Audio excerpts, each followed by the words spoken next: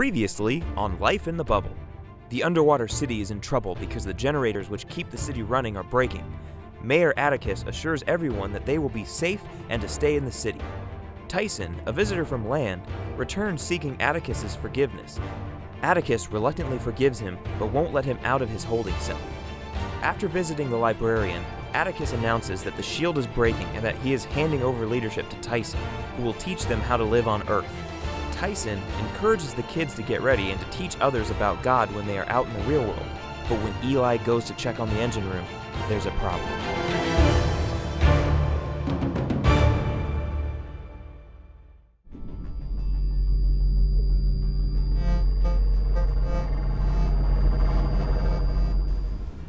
Oh no.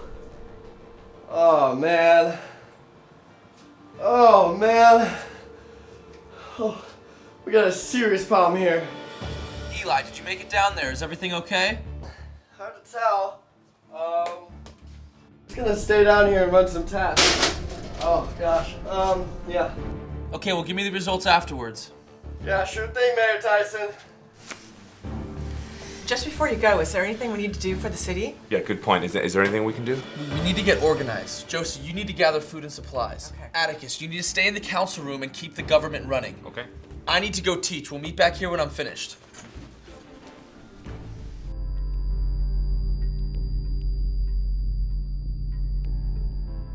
Kids, we have a lot going on right now. When we get busy, we tend to forget what God is trying to say to us. So please, let's dive into the Book of Answers right now and try to see what God's saying to us. A long time ago, there was a man named Gideon who lived in fear. He was an average farmer boy who was very afraid, and for a good reason. Every year, raiders would swarm his country and steal everything they could. They were called the Midianites. One day, God sent an angel to tell Gideon that he was brave and that he should fight the Midianites. Even though Gideon was afraid, he did what God asked. Without any weapons and with only 300 men, Gideon surrounded the enormous Midianite army. Using only torches, trumpets, and the breaking sound of jars, they scared the Midianites, who attacked each other in the dark. Gideon defeated the Midianites. He did not give in to his fear and obeyed God. Are you afraid of something that God asks you to do? Gideon conquered his fear by doing what was right. In the outside world, there'll be many things that we're afraid of, such as sickness. Yeah, I don't want to get sick. None of us do. But when you're sick, would you rather be sick without medicine or there with someone by your side who cares for you? No, I could die. Exactly. But if people around us are sick, do we want to stay away from them just because of their disease? No, but what if you are afraid? See how Gideon conquered his fear. Look at his story.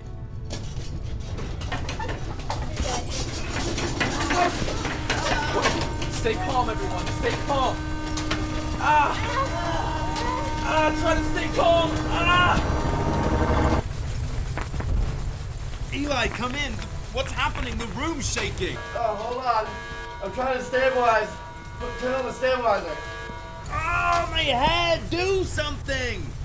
Hold on. I think I found something that's gonna help.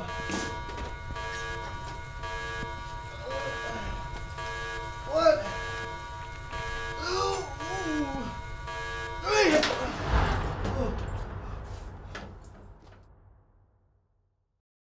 Eli, it stopped. I think we're good. Is anyone hurt? I'm okay. Josie, come in. Are you okay? Is everyone okay down there? I'm a bit shaken up here in the lab, but I'm okay. Good. Just hang on in there. Tyson, come in. Tyson. Mayor Tyson? Come in. Mayor? We're not getting anything. Eli, what happened? Not sure. I think the generators were off. I saw the pressure build up. Must have been the worst in the middle of the city. The classroom's in the middle of the city. The pressure built so fast they may have passed out. We need to get over there at once. I'll meet you there. Eli, stay where you are in case something else happens. Tyson, come in. Tyson. Tyson, come in. Tyson. Come in, Tyson, come in. Tyson, I'm going to leave you a message. Things have become pretty hard out here. The war between East and West has been tough on people. There's not a lot of food and there's so many diseases. Just before the war broke out, we visited a few areas to help the sick. I'm going to give you a quick report. Well, we went on a trip to Rwanda. It's a country in Africa. There's this woman in Rwanda named Bertilda, and The first time that we saw her, she was doing great and fine at her church. She was the pastor's wife. And then we saw her in the hospital, and she just had some severe pain. So we got to be next to her and just pray with her. We didn't know what was wrong with her, what caused her to have pain, but we did know that God was watching over her, and we prayed to him that he would heal her and take away her pain that she was experiencing. And then God did heal her, and she was totally fine. And she was back and singing and worshiping at her church every Sunday. And she was serving God in her community, and she was there for her family, just like we should be there for the people who are sick. I learned that the simplest things can really encourage someone, like just being there and praying with them and holding their hands while they're going through pain. Kids here can care for the sick by going to a local hospital and just caring for random people that you might not know, or bringing food to a family that's sick or in hard times, or even just visiting someone and praying for them can mean a lot. I hope you'll receive this message, Tyson. Please come back soon. We need our leader. Over and out. This is just what we thought. Look, see, they are all passed out. We gotta do something. You know what? I have this. They can smell this. It doesn't smell good. They may get sick. They may puke. But we have to do. I don't. So you I take don't. that. I don't know about that. Okay. They might have something contagious. Oh, Tyson get might- over it. You know what? You have to take this. Take that side. I'll take this side. Okay. They have to wake up.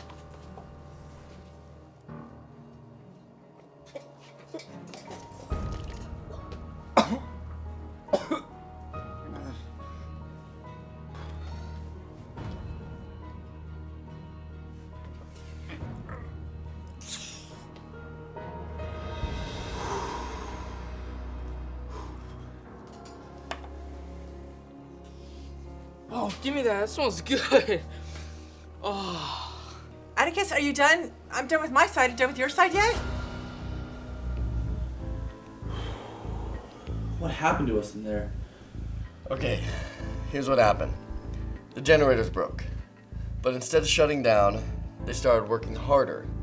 There's no stopping them now. It's like they've gone hyper, and that's what caused the shaking. Wait, you mean they're still hyper?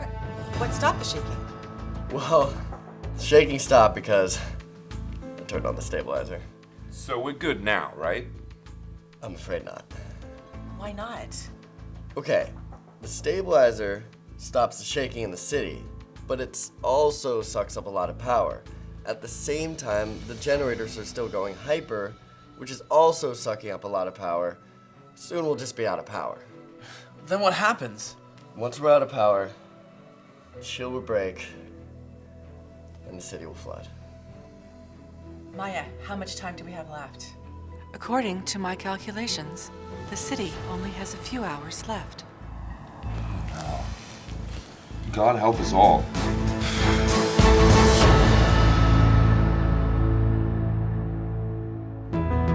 Wow, every single week, these guys are learning more and more inside the bubble, and I hope that you guys are too. And now they're starting to learn what it means to care for the sick.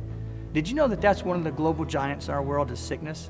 There are so many people who are so sick and have so many different kinds of diseases. And when we think about helping those people, it can be pretty scary. Atticus was scared, but Atticus learned that he can help other people. You know, there was somebody else in the Bible who was scared, and his name was Gideon. God gave Gideon a very specific task, but Gideon was afraid. He didn't think he could do it. But God gave Gideon everything he needed to make a difference and to fulfill the calling that he had. Well, there's a lot of sick people on our planet, and you and I can do something about it. Yes, we can be a part of that solution. And in the peace plan, we address this by caring for the sick. You might be thinking, well, I'm just a kid. How can I be a part of the solution of all these sicknesses around the world? Well, you can, and the first thing you can do is to pray. You can pray for the people in your community, the people in your state, and those around the world who are sick.